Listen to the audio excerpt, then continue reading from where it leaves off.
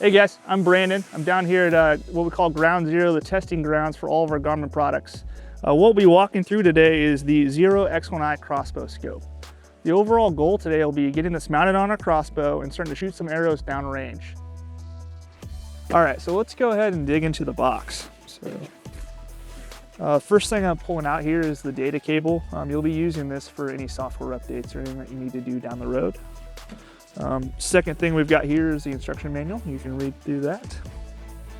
Third thing, this is the trigger cable. So there's going to be two ways that you can trigger a range with the crossbow scope. One will be a button on top of the scope itself, and the second will be this trigger cable, which we'll walk through how to get that all installed as well. Comes with two lithium-ion AAA batteries, as well as an Allen wrench tool to help get the initial installation done. And last but not least is the crossbow scope itself. So I think we're ready to get this thing put on the crossbow. All right guys, so the first part of the process is to go ahead and get the batteries installed in the device. So we're gonna go ahead and take these covers off, and that's gonna give us access to the battery door over here. We get this battery door off by pressing this little clip right here, and it'll pop right open for us. So previously mentioned, it comes with two AAA lithium batteries, and we'll want to make sure that we get these oriented correctly while we're installing them in the device. So there's some plus and minuses, so just make sure we get those lined up. And then we'll grab that battery door cover, and we're going to go ahead, and there's a little catch point on the top of the device. We're going to catch that there, and then just apply a little bit of pressure here at the bottom, and you'll hear it click into place. And now it's fully seated, and we're ready to put the scope on the crossbow. To do that, we're going to start by loosening 3 points on the bottom of the device, 2 bolts here, and then a piece that we call the lock knob. To loosen these 2 bolts, we're going to go ahead and grab the Allen key that came in the box and loosen those up. All right, so once those are loose and you've got some nice play in it, you can go ahead and slide it over the top of the Picatinny reel, like so. Snug it up a little bit with the locking knob, but don't fully tighten it yet. All right, so then go ahead and tighten these 2 screws up here. So each setup on the Picatinny reel is going to be a little bit different for each shooter. You have the option to come back and move this forward or move this back, depending on what you see in the sight window. All right, so those are snug. Let's go ahead and tighten them up.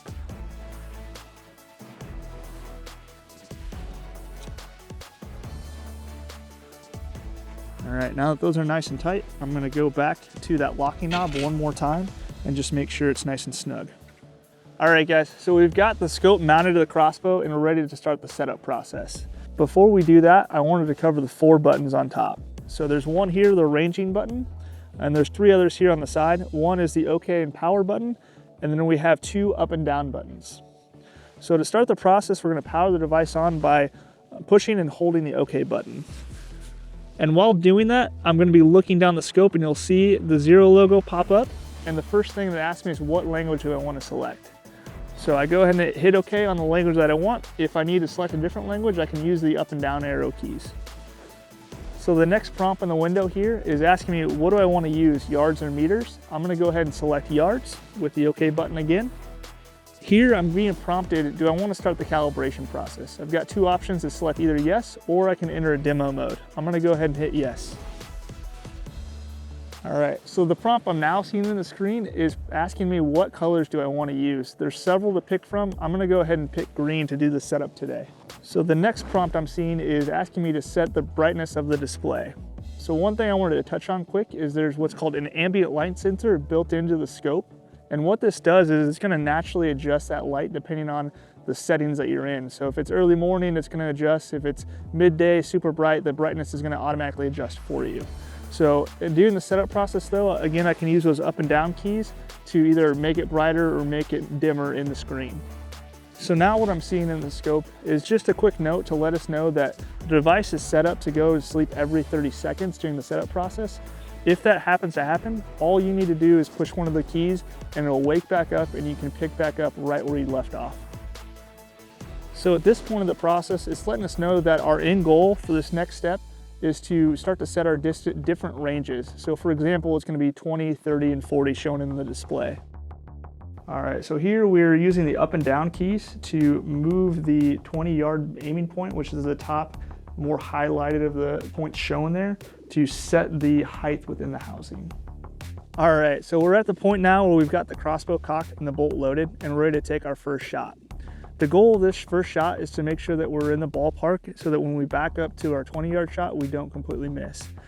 Typically, we shoot for about 5 steps from the target before we take the shot.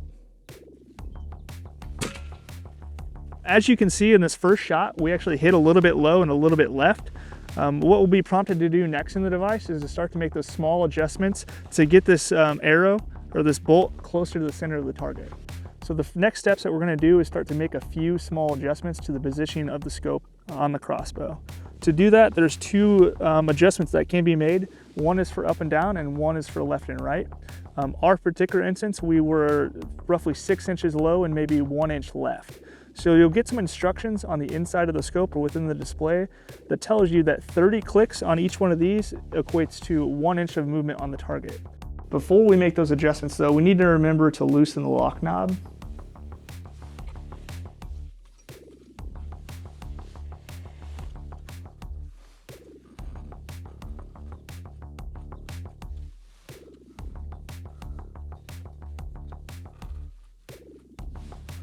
All right, now that both of our directions have been adjusted, the last step we need to do is go ahead and retighten that lock knob. When tightening the lock knob, you need to ensure that it snaps all the way over to ensure that it is tight enough. And we're ready to recock the crossbow and take another shot and see where we're at. Again, here the goal is just to make sure that we're in the right ballpark, and hopefully those small adjustments that we just made will kind of make the arrow go closer to the center of the target.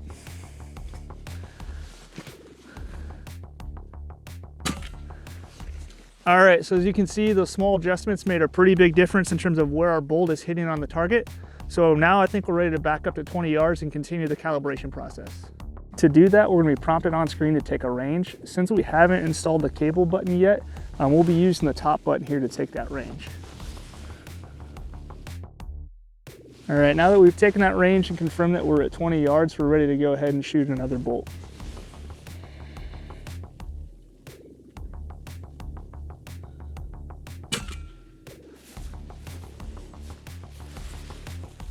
All right, so after we've taken a second shot here at 20 yards, we've noticed that we're still off a little bit, so we need to go back in and make some similar changes like we did at the very close range. So the first thing we're gonna do here is it's gonna ask us, did you actually hit the bullseye? We're gonna go through and select no. And then again, it's gonna ask us, how far did we miss? Left or right, up and down, and how many inches? Make the up and down adjustments. Make sure you're staying in that same spot at that 20-yard range. And now you've provided a new 20-yard aim point. Let's go ahead and take another shot. Here we were able actually to hit the bullseye dead on, so we're ready to move on to the next part of the process. All right, so now that we've confirmed that we're on at 20 yards, we're actually done with the entire mechanical portion of the setup. Everything from here on out will be done electronically. The next key step here is entering in your bow speed. You've really got 2 options for getting this bow speed. One, you can go ahead and send a few bolts through a chronograph, or you can leverage the manufacturer's advertised bow speed. If you opt to go through and leverage the manufacturer's advertised bow speed, we actually have a validation process that we'll walk you through here at the very end of the process. Here you can leverage the up and down keys to select different values. Once you're done with that specific number, hit OK to move on to the next. All right, so there's our bow speed and we're hitting enter.